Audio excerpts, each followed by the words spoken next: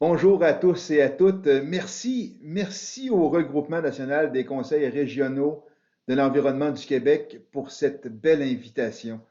Je vous salue et vous dis bravo. Bravo pour la programmation très riche en sujets et en spécialistes de tous horizons. Mon collègue Benoît a parlé hier du plan pour une économie verte.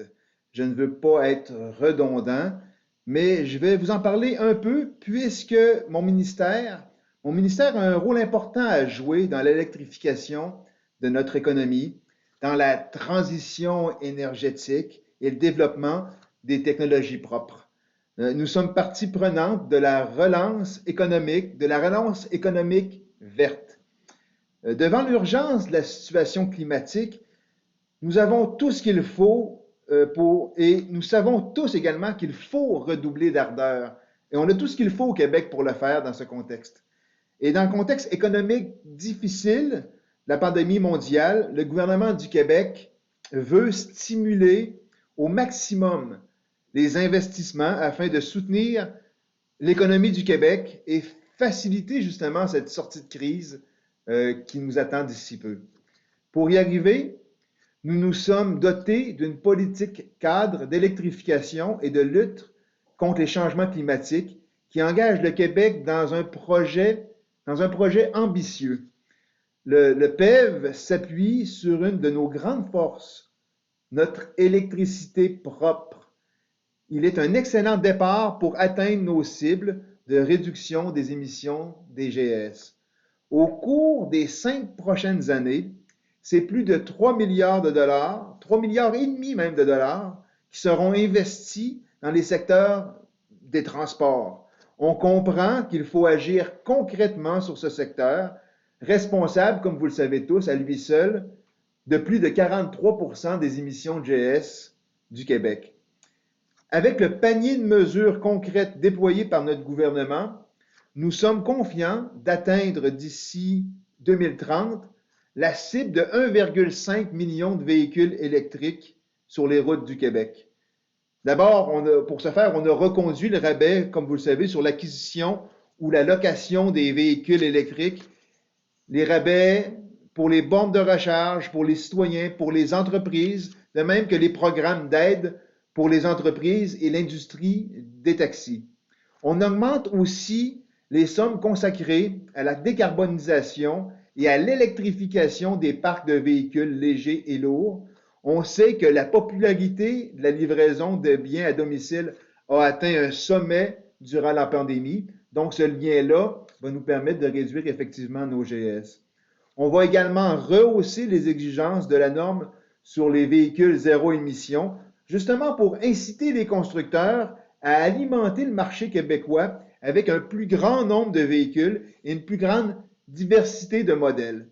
Il y a aussi l'interdiction de vendre des véhicules neufs à essence à partir de 2035 et l'accélération du déploiement des bornes de recharge rapides et standards publiques.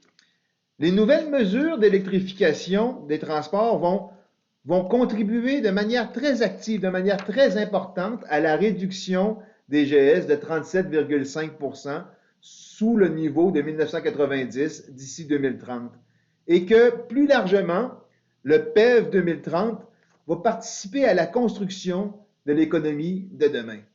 Nous travaillons et nous continuerons de travailler sans relâche avec nos partenaires du secteur public, du secteur privé, pour justement accélérer cette transition énergétique. Ça signifie, entre autres, de soutenir le développement d'un écosystème industriel dynamique autour des véhicules électriques, des infrastructures de recharge et des batteries. C'est une chance, c'est une réelle chance de pouvoir compter sur notre hydroélectricité, mais il est tout de même judicieux de diversifier notre portefeuille énergétique du Québec et de multiplier les solutions possibles pour atteindre nos cibles. C'est pourquoi on veut développer de nouvelles sources d'énergie renouvelables au cours des prochaines années. De nouveaux approvisionnements énergétiques seront nécessaires à compter de 2026 pour faire face aux besoins accrus liés, entre autres, à l'électrification de notre économie. Les producteurs d'énergie éolienne, d'énergie solaire, de petites hydrauliques, de biomasse forestière seront mis à contribution et seront appelés justement à répondre avec nous à ce défi. Par ailleurs, des investissements de 213 millions de dollars sont prévus pour appuyer la filière émergence du gaz naturel renouvelable qui participe activement à cette transition énergétique. Il y a aussi la filière porteuse de l'hydrogène vert qui se pointe à l'horizon. Ce n'est pas encore chose faite, mais on doit s'inscrire aujourd'hui au Québec dans cet écosystème de l'hydrogène vert. C'est pourquoi il faut cibler ensemble des créneaux d'intérêt et déterminer des orientations claires pour travailler en concertation pour le développement de cette nouvelle filière ici au Québec. Pour ce faire, nous travaillons déjà depuis quelques mois à la toute première stratégie québécoise de l'hydrogène vert et des bioénergies. Alors, c'est en préparation pour un dépôt d'ici la fin de l'exercice 2021. Des équipes du ministère de l'Énergie et des Ressources naturelles y travaillent, naturellement en concertation avec mes collègues des autres ministères et Hydro-Québec. Autrement dit, l'hydrogène est un dossier qui nous mobilise activement actuellement au gouvernement parce qu'on croit que cette énergie verte va être, en fin de compte, un vecteur important dans l'atteinte de nos cibles dans les prochaines années. Ce que l'on veut, on veut positionner le Québec sur l'échiquier mondial, qu'il soit reconnu pour son hydrogène vert et la production de bioénergie, comme il l'est déjà pour son hydroélectricité partout dans le monde. En plus de planifier l'avenir de la filière hydrogène, on agit concrètement aujourd'hui. On étudie, par exemple, le rendement d'une cinquantaine de véhicules électriques à pile combustible. C'est l'un des plus importants bancs d'essai au monde. De plus, notre gouvernement souhaite encourager la réalisation de projets d'innovation de l'industrie et les transports lourds. Pour ce faire, on vient d'annoncer il y a quelques semaines une bonification de 15 millions de dollars du programme Technoclimat spécifiquement pour ces projets d'hydrogène vert. Parlant de projet industriel, ça bouge déjà, vous le savez, par exemple avec la nouvelle usine d'Enerchem. Le gouvernement du Québec a investi plus de 160 millions de dollars en décembre dernier pour l'implantation de cette usine de production de biocarburants à Varennes. Le projet Recyclage Carbone Varennes, élaboré par Enerchem et ses partenaires, va permettre d'implanter une usine de production de biocarburants à partir de matières résiduelles non recyclables. Et Hydro-Québec construit en marge de ce projet un des plus gros électrolyseurs du monde pour fournir cette usine justement en hydrogène vert ici chez nous. Rappelons également qu'Air Liquide a mis en service chez nous à Bécancour le plus gros électrolyseur du type PEM au monde. On parle ici d'une capacité de 20 MW et d'une technologie novatrice. C'est bien de produire des énergies propres, mais il faut aussi penser à réduire notre consommation énergétique. Alors, plus de 307 millions de dollars seront investis au cours des 5 prochaines années dans la mesure suivante d'efficacité énergétique. Je parle entre autres du programme Éco-Performance avec 113 millions de dollars pour soutenir des projets de conversion et d'efficacité énergétique dans les bâtiments commerciaux, les bâtiments institutionnels. On parle également de 75 millions de dollars prévus pour encourager les projets de récupération et de valorisation de chaleur. Quant au plan directeur en transition, innovation et efficacité énergétique du Québec, il a été prolongé de 3 ans, soit jusqu'en 2026. Justement, cette prolongation va permettre d'ajuster le tir au contexte actuel et de mener encore plus loin la transition énergétique du Québec.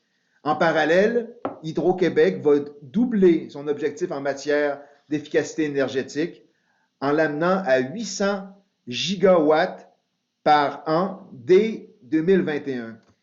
D'autre part, nous voulons d'ici 2030 réduire de moitié les émissions de GES liées au chauffage des bâtiments résidentiels, des bâtiments commerciaux, des bâtiments institutionnels. Et pour ce faire, on innove justement en unissant les forces d'Hydro-Québec et d'Énergir afin qu'ils nous proposent les meilleurs moyens pour l'atteinte de ces objectifs-là.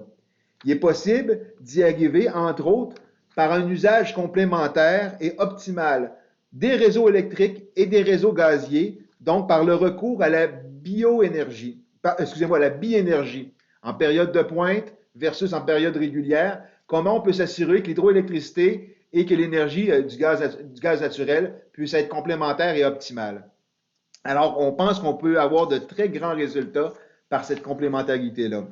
Mais aussi au moyen de l'efficacité énergétique, de la conversion du mazout vers l'électricité et de l'utilisation de sources d'énergie renouvelables.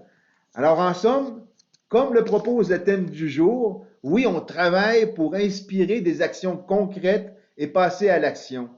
C'est en unissant nos forces qu'on va accomplir les progrès les plus significatifs et créer les plus beaux succès dans nos régions, ici au Québec. Les échanges aujourd'hui offrent une occasion unique de faire le lien entre les enjeux de lutte contre les changements climatiques, de réduction des gaz à effet de serre, des initiatives en matière d'électrification et comment on peut mieux utiliser justement les technologies vertes pour y arriver.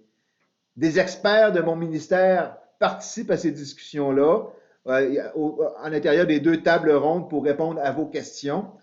Je souhaite donc à tous les participants de faire émerger des idées, de faire émerger des solutions qui permettront de contribuer à bâtir un Québec plus vert, un Québec plus prospère. Je suis certain qu'on peut conjuguer les deux ensemble. Alors, merci. Merci à tous pour votre participation à cette journée. Merci de votre attention et je vous souhaite le meilleur des succès dans vos discussions. Ensemble, on peut y arriver. Merci.